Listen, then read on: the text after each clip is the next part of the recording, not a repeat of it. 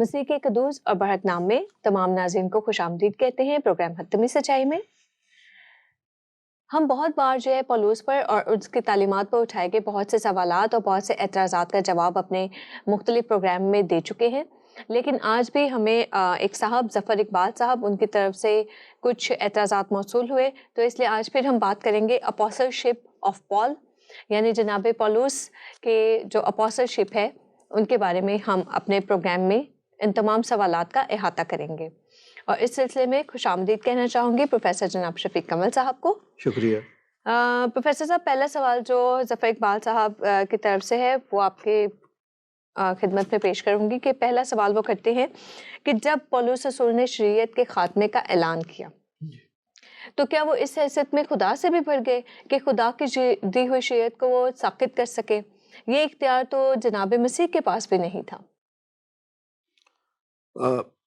پہلے تو میں ظفر صاحب کو اپریشیٹ کرنا چاہوں گا کہ سوال واقعی کلاس کا سوال ہے، ٹھیک، اور میں یہ بھی بتاؤں کہ یہ کسی عام پادری کے بس کی بات نہیں تھی کہ اس قسم کے سوالات کا جواب دے سکے، تو بڑی توپ چیز ہم بھی نہیں ہیں، لیکن یہ ہے کہ کوشش کریں گے کہ سوال کا جواب دیں۔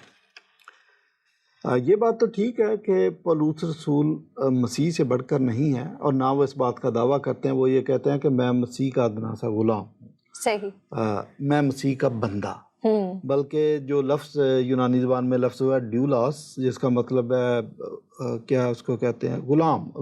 ہاں ٹھیک ہے، غلام کی کوئی اپنی مرضی نہیں ہوتی، اس کا مطلب جو مسیح نے کہنا وہی اس نے کرنا۔ صحیح، بلکہ جو ہے جب وہ اپنے بارے میں بیان کراتے تو کہتے کہ جو ہے آخر میں مجھ پر یہ جناب مسیح ظاہر ہوئے جو کہ ادھورے دنوں کی پیدائش ہوں۔ تو وہ کوئی بہت بڑا دعویٰ نہیں اپنا کرتا، اور نہ اپنے اختیارات سے تجاوز کرتا ہے۔ مسیح یسوع نے اس کو مقرر کیا، اور مسیح یسوع نے جو کچھ کہا، جو مسیح یسوع کی تعلیمات تھی، جو مسیح یسوع کی انٹینشنز تھیں، اس نے وہی کچھ کیا، اس فریم کے اندر رہ کر اس نے کام کیا ہے۔ صحیح۔ دیکھیں، میں پڑھنا چاہوں گا متی رسول کی معرفت لکھی گئی انجیل، اس کا 23واں باب، اس کی 23ویں آیت۔ صحیح۔ اے ریاکار فقیہو اور فریسیو، تم پر افسوس کہ پودینہ اور سونف اور زیرہ پر تو دیا یکی دیتے ہو، پر تم نے شریعت کی زیادہ بھاری باتوں یعنی انصاف، رحم اور ایمان کو چھوڑ دیا۔ لازم تھا کہ یہ بھی کرتے اور وہ بھی نہ چھوڑتے۔ بڑی خوبصورت بات ہے۔ صحیح، کہ مسیح یسوع ان کو بتانا چاہتے تھے کہ what is intention of the law۔ جب تک آپ انٹینشن آف دا لا نہیں سمجھتے کہ خدا نے یہ قوانین بنائے کیوں، صحیح، ضرورت کیوں محسوس ہوئی، خدا نے کیوں محسوس کی، خدا اس سے حاصل کیا کرنا چاہتا ہے، تو پھر آپ ان کو رٹا لگا لیں، اس کا کوئی فائدہ نہیں۔ صحیح۔ اور عام طور پر لوگ کرتے یہی ہیں کہ ان قوانین کو رٹا لگا کے کوشش کرتے ہیں کہ بس بھی ان پہ ہم نے کام کرنا، اس کے مطابق ہم نے زندگی گزارنی، اس کی انٹینشن نہیں سمجھتے۔ صحیح۔ تو دوبارہ پڑھ دیتا ہوں کہ پر تم نے شریعت کی زیادہ بھاری باتوں یعنی انصاف، رحم اور ایمان کو چھوڑ دیا ہے، یعنی جسٹس، مرسی اینڈ فیتھ۔ شریعت کا جو محصل ہے وہ یہی ہے کہ جسٹس، مرسی اینڈ فیتھ۔ آپ مجھے بتائیں کہ آپ نے 613 قوانین کو رٹا لگا لیا، لیکن آپ کی زندگی میں جسٹس نہیں ہے، ناانصافی سے بھرے ہوئے ہیں، ناانصافی سے معاشرہ بھرا ہوا ہے۔ صحیح۔ تو اور اچھا، رحم تک کی کوئی چیز نہیں ہے کہ کسی پر رحم کرنا، تو ہم رحم نہیں کریں گے۔ اچھا، فیتھ، جب یہ دو چیزیں نہیں ہیں تو فیتھ بھی نہیں ہے، کیونکہ جب فیتھ آپ کے اندر آ جائے گا تو پھر جسٹس اور مرسی آ جائے گا۔ تو یاد رکھیے گا کہ انٹینشن آف دا لا جس پر مسیح یسوع نے زور دیا، ایمفیسائز کیا، وہ ہے جسٹس، مرسی اینڈ فیتھ۔ خواہ یہ اولڈ ٹیسٹامنٹ ہو یا نیو ٹیسٹامنٹ ہو، اس کے اندر یہ تین چیزیں نہیں ہیں، تو اس کا مطلب ان بنائے ہوئے قوانین سے آپ نے کچھ حاصل نہیں کیا، آپ کی زندگی پر کوئی فرق نہیں پڑتا، جیسے آپ پہلے تھے ویسے ہی آپ ابھی ہیں۔ صحیح۔ تو یہ بات مسیح یسوع نے کہی تھی۔ دوسری بات، ہوسیہ 6 باب کی 6 آیت میں لکھا ہے، خدا یہ خود کہتا ہے کہ میں قربانی نہیں بلکہ رحم پسند کرتا ہوں۔ اب اولڈ ٹیسٹامنٹ میں تو آپ کو پتہ سیکریفیشل سسٹم سے بھرا ہوا ہے وہ، کہ 5-6 قسم کی قربانیاں، جس میں شکر گزاری کی قربانی، رضا کی قربانی، گناہ کی، خطا کی قربانی، سوخت کی قربانی وغیرہ وغیرہ۔ اب آپ قربانیاں کر رہے ہیں، لیکن بات وہی ہے کہ پھر آپ کی زندگی میں رحم کا نام و نشان نہیں ہے۔ مسیح یسوع نے ایک تمثیل کہی کہ کوئی شخص تھا، اس نے کسی کا قرض دینا تھا۔ جب قرض خواہ نے ڈیمانڈ کی کہ قرض دے، تو اس نے اس کی ریکویسٹ کی، محنت کی کہ مجھے معاف کر دے۔ صحیح، بالکل۔ تو اس نے اس کی ریکویسٹ سنی، اس کو معاف کر دیا۔ اب جب اس کو معاف کر دیا تو وہ جب باہر نکلتا تو آگے سے اس کو کوئی بندہ مل جاتا ہے جس سے اس نے چھوٹا سا قرض لینا ہوتا ہے، اس کا گریبان پکڑ لیتا ہے کہ تو میرا قرض ادا کر۔ تو آپ یہ دیکھیں کہ یہ سونف، زیرے اور پودینے پر، یعنی معمولی سی چیزیں ان پر دیا یقی دیتے ہیں، تو اپنے آپ کو ثابت کرتے ہیں کہ ہم بڑی پرفیکشن کے ساتھ شریعت پر عمل کر رہے ہیں، بڑے راست باز ہیں۔ لباس بھی وہ دینداری کا پہنا ہوا، داڑھی بھی رکھی ہوئی ہے، وہ ٹوپیاں بھی پہنی ہوئی ہیں، سارا کام کر شریعت جو ہے دیکھنے سے تو ایسے لگتا ہے کہ جیسے یہ کوئی فرشتہ زمین پہ اترا ہوا، لیکن جب اس کے اندر جسٹس، مرسی اور فیتھ نہیں ہے تو اس کا مطلب ان قوانین نے آپ کی زندگی میں کوئی تبدیلی پیدا نہیں کی۔ تو وہی بات کہ میں قربانی نہیں بلکہ رحم پسند کرتا ہوں۔ تو میں نے آپ کو بتایا کہ قربانیوں کا سسٹم ہے، لیکن یہ ساری قربانیاں بھی کرتے تھے، لیکن لگتا کہ مجبوراً کرتے تھے، کہ رسماً کرتے تھے، رحم نہیں آتا تھا ان میں۔ صحیح، یہاں ایک جو ہے ریچول کے طور پہ کہ یہ کرنا ہے، اب یہ اس قربانی کا یہ دن مقرر ہے تو ہمیں کرنا ہی ہے، بلکہ ہفتہ 10 دن پہلے تیاری شروع ہو جاتی تھی کہ یوم کپور آ رہا ہے۔ اچھا، تو اچھا، یوم کپور کا بھی مطلب آپ سمجھیں، اس کی بھی انٹینشن کو سمجھنے کی کوشش کریں کہ خدا دراصل قربانی نہیں بلکہ رحم پسند کرتا تھا۔ یوم کپور کیا تھا کہ لوگ تو سارا سال قربانیاں کرتے تھے کہ گناہ کی معافی کے لیے قربانی کر دی ہے۔ یوم کپور خدا کی طرف سے مقرر تھا کہ کاہن خدا کا نائب ہو کر پوری قوم کی قربانی دے دیتا تھا کہ اگر بھول چوک ہو گئی ہو، کوئی گناہ ہو گیا ہو، قربانی نہ دی ہو، تو وہ شخص خدا کے فضل سے محروم نہ رہ جائے۔ صحیح۔ تو اس وجہ سے یوم کپور مقرر کیا گیا تھا۔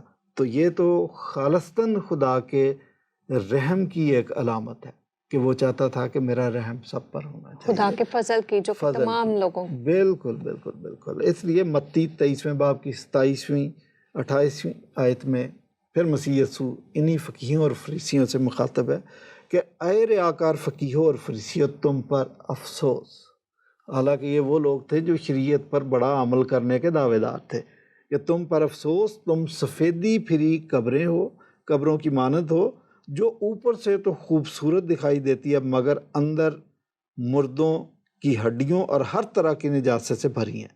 اسی طرح تم بھی ظاہر میں تو لوگوں کو راست باز دکھائی دیتے ہو مگر باطن میں ریاکاری اور بے دینی سے بھرے ہو۔ کہ وہی بات، وہ 3 چیزیں جب آپ کی زندگی سے ٹپکتی نہیں ہیں، کسی کو نظر نہیں آتے، تو کوئی فائدہ نہیں ہے۔ پھر آپ سفیدی پھری قبریں ہیں جو اندر نجاست بھری ہوئی ہے، باہر سے خوبصورت ہے۔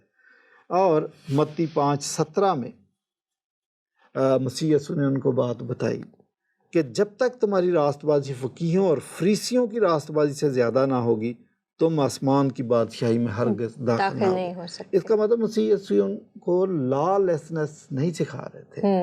آپ نے ایک معاشرہ ایسا تشکیل دینا ہے کہ جس کے اندر قانون کی بالادستی، یہی ان کو سکھا رہے تھے۔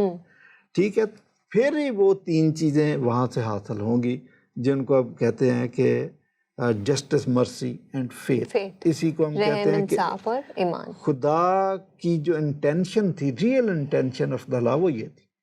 تو ان چیزوں پر آپ نے عمل نہیں کیا تو آپ کہتے ہیں جی ہم تو شریعت کے بڑے دعوے دار ہیں، شریعت کو قائم رکھیں گے۔ یہی حضرت مولانا حکیم عمران ثاقب صاحب کہہ رہے ہیں یا سمجھ رہے ہیں۔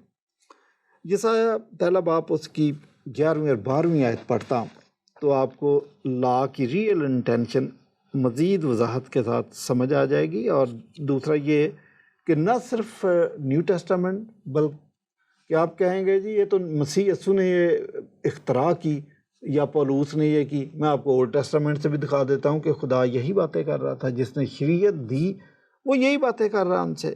کہ یسایہ پہلا باب اس کی 11ویں اور 12ویں آیت، خداوند فرماتا ہے تمہارے ذبیحوں کی کثرت سے مجھے کیا کام، میں مینڈوں کی سوختنی قربانیوں سے اور فربا بچڑوں کی چربی سے بیزار ہوں، اور بیلوں اور بھیڑوں اور بکروں کے خون میں میری خوشنودی نہیں۔ جب تم میرے حضور آ کر میرے دیدار کے طالب ہوتے ہو تو کون تم سے یہ چاہتا ہے کہ میری بارگاہوں کو روندے؟ آئندہ کو باطل ہدیے نہ لانا۔ ہدیے بھی لا رہے ہیں، قربانیاں بھی کر رہے ہیں۔ تو یہاں اولڈ ٹیسٹامنٹ کے اندر بھی خدا تو ان کو باور کروا رہا ہے کہ بھائی where is justice, where is مرسی، ویئر از فیتھ۔ یہ تین چیزیں نہیں ہیں تو تم کرتے رہو سب کچھ۔ پھر اگر ان تین چیزوں کے علاوہ جو اس لا کی انٹینشن ہے وہ پوری نہیں ہوئی تو پھر تم قربانی بھی لا رہے ہو، اور ہو سکتا 25 لاکھ کا بیل خرید کے لائے ہو قربانی کے لیے، لیکن میری بارگاہوں کو روندتے ہو۔ ان قربانیوں میں میری خوشنودی نہیں ہے۔ میں تو قربانی نہیں بلکہ رحم پسند کرتا ہوں۔ میں تو قربانی نہیں بلکہ جسٹس پسند کرتا ہوں۔ میں تو قربانی نہیں بلکہ فیتھ پسند کرتا ہوں۔ ایسے یہ that is intention of the law. میں ایک کسی اسکالر کی کوٹیشن ہے، یہ پڑھ دوں تو آپ کو پتہ چل جائے گا کہ پولوس کیا کر رہا تھا، مسیح یسوع نے کیا کیا، خدا نے کیا کیا۔ آپ کو ساری بات اس ایک کوٹیشن سے واضح ہو جائے گی، اور آئی ہوپ کہ اگر حکیم صاحب کو انگریزی سمجھ آتی ہو تو ان کی بھی تسلی ہو جائے گی۔ Jesus upheld the real intent of the law, and Paul simply continued Christ's correct emphasis, including the fact that the laws, ceremonies, and rituals served only as temporary reminders of the better things to come. یہ intention of the law کہ یہ جو rituals تھی، رسومات تھیں، قوانین تھے، جو بہتر چیزیں آنے والی تھی مسیح یسوع کے ساتھ، ان کی ریمائنڈر تھی۔ صحیح، ان کا فور شیڈو تھا آپ کو۔ تو آپ پولوس نے کچھ اور زیادہ نہیں کیا، وہ جو کچھ مسیح نے کیا وہی کر رہا تھا، اس سے بڑھ کر اس نے کچھ نہیں کیا۔ صحیح، ٹھیک۔ اچھا، دوسری بات ظفر اقبال صاحب یہ کہتے ہیں کہ شریعت خدا نے ودیت فرمائی اور وہ اس پر عمل درآمد کرنے کو اپنی خوشنودی کا ذریعہ قرار دیتے ہیں۔ اس کے لیے وہ حوالے بھی پیش کرتے ہیں، استثناء 28ویں باب کی پہلی آیت اور 27ویں باب کی 26 آیت۔ اب سوائے، آگے وہ کہتے ہیں کہ اب سوائے ذات باری تعالیٰ کے اس حکم نامہ کو کوئی واپس نہیں لے سکتا اور نہ ہی لینے کا مجاز ہے۔ اس پہ آپ ذرا کچھ روشنی ڈالیے۔ دو تین چیزیں کہ یہ جو حکم کو واپس لینے کا، اس پہ انہوں نے زیادہ ایمفیسائز کر دیا، اور یہ جو استثناء کا حوالہ دیا کہ 28ویں باب کی پہلی آیت اور 27ویں باب کی 26 آیت۔ ہاں، یہ بات تو درست ہے کہ بھی خدا کی خوشنودی کا ذریعہ ہے، یہ بالکل دیا، لیکن آپ نے شریعت آدھی پڑھی ہے، شریعت کو آپ نے پورا نہیں پڑھا۔ اگر پورا پڑھا ہوتا تو اولڈ ٹیسٹامنٹ پورا پڑھیں، یہ ایک کنسسٹنٹ ایک دوسرے کے ساتھ ہے۔ کسی کتاب کو آپ رد نہیں کر سکتے، کسی کو اوور ایمفیسائز نہیں کر سکتے، صحیح، ایک دوسرے کے ساتھ گتھی ہوئی ہیں، سب کو آپ نے پڑھنا ہے، اور اس کا امیڈیٹ کانٹیکس اور براڈر کانٹیکس سارا سامنے رکھنا۔ اب میں آپ کو بتاؤں کہ یسایہ پہلے باب کی 11ویں اور 12ویں آیت جو ہے، یہ بھی اسی کنٹیکسٹ کے اندر آپ نے دیکھنا ہے، یہ اسی خدا کی دی ہوئی آیات ہیں۔ اس میں یہ لکھا ہے کہ تم جو ہدیے لاتے ہو، باطل ہدیے لاتے ہو، آئندہ کو باطل ہدیے نہ لانا، اور یہ جو قربانیاں دیتے ہو، اس میں میں بلکہ پڑھ ہی دوں کہ یہ بھی اسی خدا کے حکم ہے، اس کو آپ نے کیوں نہیں پڑھا؟ یسایہ پہلا باب اس کی 11ویں اور 12ویں آیت۔ خداوند فرماتا ہے کہ تمہارے ذبیحوں کی کثرت سے مجھے کیا کام؟ میں مینڈوں کی سوختنی قربانیوں سے اور فربا بچڑوں کی چربی سے بیزار ہوں، اور بیلوں اور بھیڑوں اور بکروں کے خون میں میری خوشنودی نہیں۔ یہ بھی اسی خدا کا کلام ہے کہ میری خوشنودی نہیں۔ خوشنودی ہے بھی، اگر ریئل انٹینشن لا کی سمجھ کے آپ قربانیاں کر رہے ہیں تو پھر خدا کی خوشنودی ہے۔ لیکن اگر آپ رسم کر رہے ہیں یا رسم و رہے، وہ جیسے فراز کہتا ہے کہ رسم و رہے دنیا ہی نبھانے کے لیے، تو اگر آپ رسم و رہے دنیا نبھانے کے لیے یہ کام کر رہے ہیں تو پھر خدا کی خوشنودی نہیں ہے۔ خدا کہہ رہا ہے کہ پھر تم میری بارگاہوں کو روندتے ہو، آئندہ میرے ساتھ چیٹنگ نہیں کرنا، آئندہ میرے ساتھ فراڈ نہیں کرنا، آئندہ کو اس قسم کا ہدیہ لے کر میرے حضور بھائی نہیں آنا، یہ باطل ہدیہ۔ صحیح، جیسے جناب مسیح بھی کہتے ہیں کہ بہتر تھا کہ وہ بھی کرتے اور یہ بھی کرتے، اب یہ زیادہ بہتر ہوتا۔ تو بات وہی دوبارہ میں کروں گا ریپیٹ کرنا چاہوں گا کہ intention of the law, spirit of the law, اس کو جب تک آپ نہیں سمجھتے آپ کو یہ کہانی سمجھ نہیں آتی، خدا کا منصوبہ سمجھ نہیں آتا. تو انٹینشن آف دا لا کو سمجھنا بہت ضروری ہے کہ مسیح جو ان سے توقع کر رہے تھے، خدا جو ان سے توقع کر رہے تھے، وہی بات پولوس ان سے توقع کر رہا ہے کہ جسٹس، مرسی اینڈ فیتھ زیادہ امپارٹنٹ ہے. ٹھیک. اچھا، اس سلسلے میں ایک اور سوال کہ خود جناب مسیح نے بھی شریعت کی تکمیل کی، انہوں نے بھی تنسیخ شریعت کی بات نہیں کی، لیکن جو ہے جبکہ پولوس جو ہے اس کے مترادف تنسیخ شریعت کی بات کرتے ہیں. حوالہ بھی وہ دیتے ہیں عبرانیوں 7ویں باب کی 18ویں آیت. یہ جو تنسیخ کی بات سمجھ رہے ہیں، اس کو پہلے سمجھیں کہ وہ بات کیا ہے جو کہہ رہے ہیں. دیکھیں، شریعت جو تھی، شریعت آپ کو یہ کہتی ہے کہ تو چوری نہ کرنا، جھوٹ نہ بولنا، جھوٹی گواہی نہ دینا، قتل نہ کرنا، ماں باپ کی عزت کرنا، سبت کا دن پاک ماننا، وغیرہ وغیرہ. یہ احکام ہیں، ان پر عمل کرنا ہے.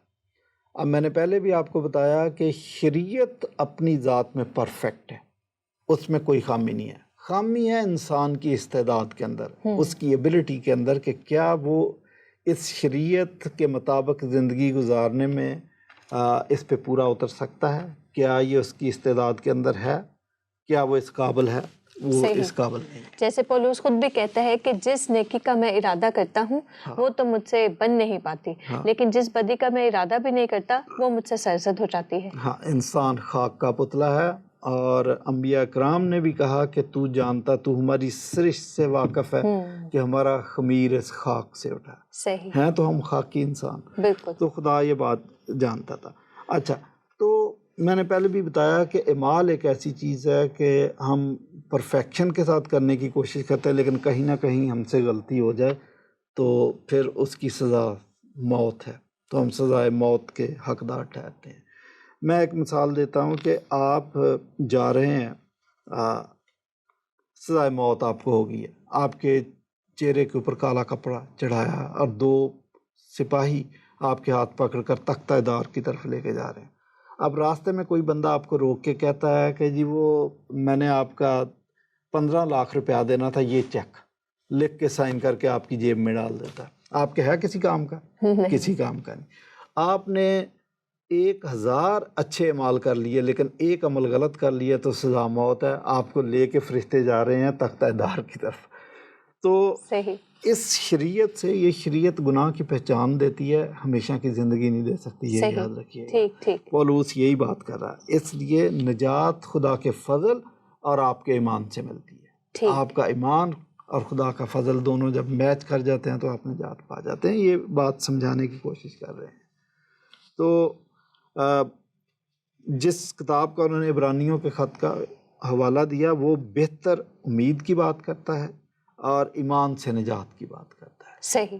تو ایون اولڈ ٹیسٹامنٹ کے اندر بھی آپ یہ دیکھیں، جو ایمان کے جتنے بھی سورما ہیں وہ بائبل نے کہیں نہیں لکھا کہ انہوں نے اپنے اعمال کی وجہ سے نجات پائی. عبرانیوں کا خط 11واں باب آپ پڑھیں، ایمان کے سورما سب کے سب نجات پاتے ہیں ایمان کے وسیلہ سے. اور جو نیو ٹیسٹامنٹ میں رومیوں کے خط میں لکھا ہے کہ راست باز ایمان سے جیتا رہے گا، راست باز ایمان سے ہمیشہ کی زندگی پا سکتا ہے، راست باز ایمان کی وجہ سے اپنی زندگی پا سکتا ہے. حبقوق کی کتاب میں بھی یہی لکھا ہے کہ صادق ایمان سے جیتا رہے گا. صحیح، بالکل صحیح.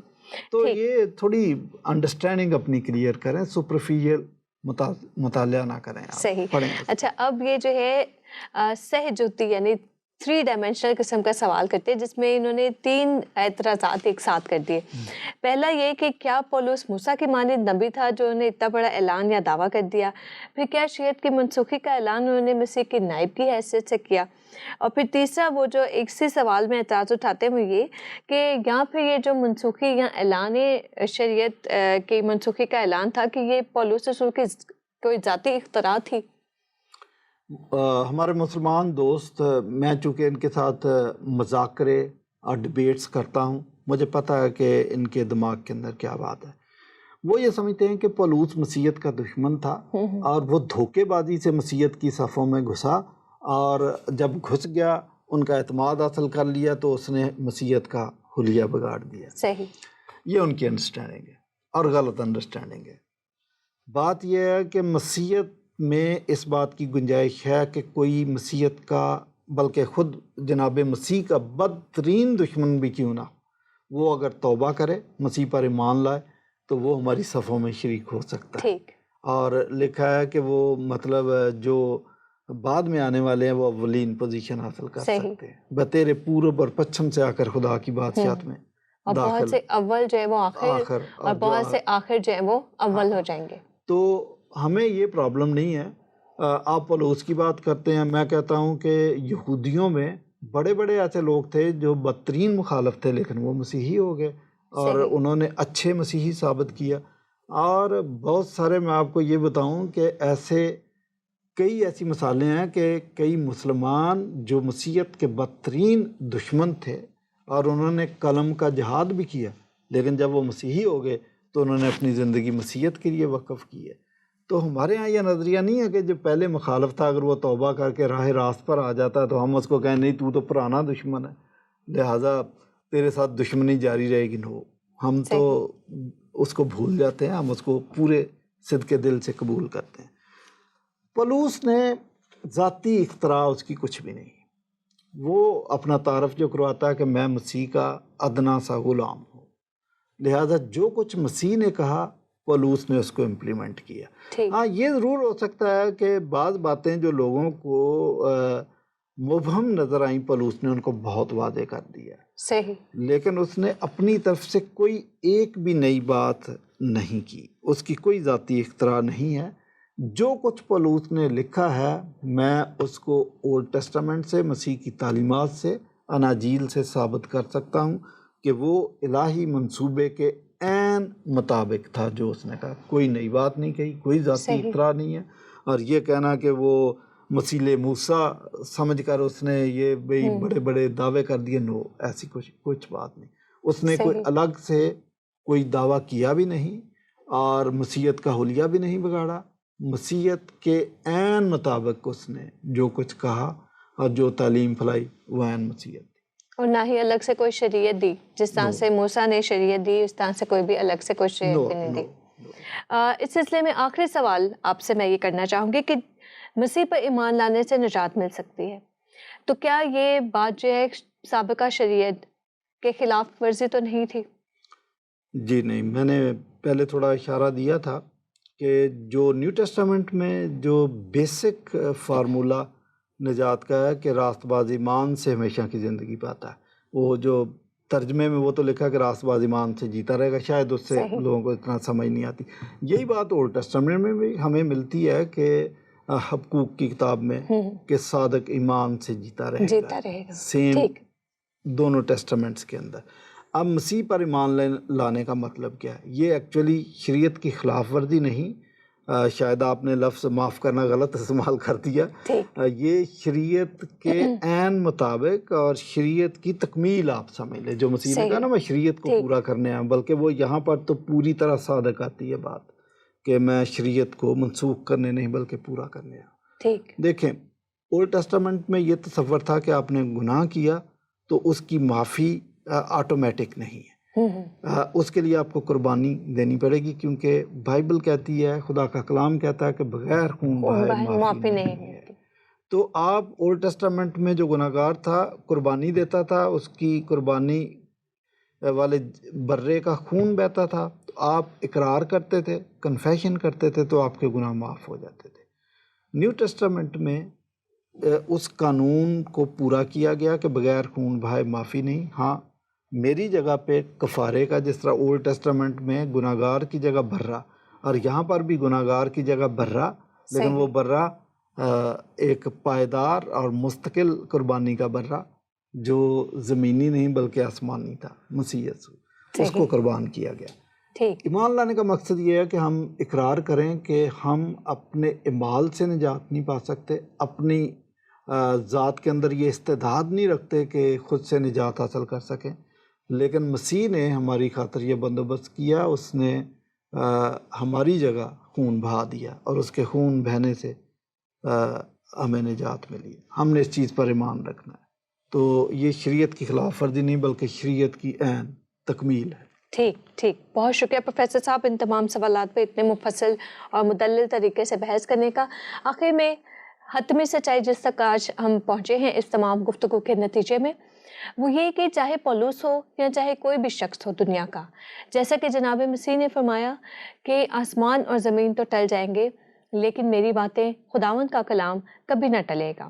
تو اسی طرح سے جناب پولوس نے کبھی بھی اپنی تعلیمات میں شریعت کے منسوخی کا ذکر نہیں کیا۔ انہوں نے ہمیشہ ان الجھنوں کو، ان تمام پریشانیوں کو جو اس وقت کے مسیحیوں کو یا اس وقت کے یہودیوں کو درکنار تھیں، درپیش تھیں، انہوں نے اس کو اپنی تعلیمات میں کلیئر کرنے کی کوشش کی اور بتایا کہ کس طرح سے ہم ایمان اور رحم اور جو انصاف ہے اس پر کس طرح سے، جو کہ زیادہ ضروری باتیں تھیں شریعت کے ان 613 احکام کے مقابلے میں، ان کو ان 613 احکامات کے ذریعے سے کس طرح سے پورا کر سکتے ہیں۔ تو یہ ہرگز مطلب نہیں ہے اس کی تعلیمات کا کہ شریعت جو ہے وہ منسوخ ہو گئی یا پرانی شریعت نامکمل یا ناقص تھی، اس لیے اب جو ہے میں کوئی نئی تعلیم یا نئی شریعت قائم کرنے کے لیے جو ہے مسیح کا نائب مقرر ہوا ہوں۔ ایسا کچھ بھی ہمیں ان کی تعلیمات سے پتہ نہیں چلتا۔ اور آج کے گفتگو میں بھی ہم نے کوشش کی ہے کہ ہم یہ حتمی سچائی آپ تک پہنچا سکیں۔ امید ہے ہم اپنی اس کوشش میں کامیاب رہے ہوں گے۔ ہم تک اپنی قیمتی آرا اسی طرح سے پہنچاتے رہیں، اپنے سوالات بھی ہم تک پہنچاتے رہیں تاکہ ہم اپنے پروگرامز میں ان تمام سوالات کا احاطہ کرتے رہیں۔ ہمیں بہت خوشی ہوتی ہے جب آپ ہم سے کانٹیکٹ کرتے ہیں، ہم سے رابطہ کرتے ہیں، ہمیں اپنی قیمتی آرا سے آگاہ کرتے ہیں۔ پروگرام حتمی سچائی سے مجھے اور پروفیسر جناب شفیق کمل صاحب کو اجازت دیجیے۔ اگلے پروگرام میں پھر اسی طرح کے کسی سوالات کے ساتھ آپ کے خدمت میں حاضر ہوں گے۔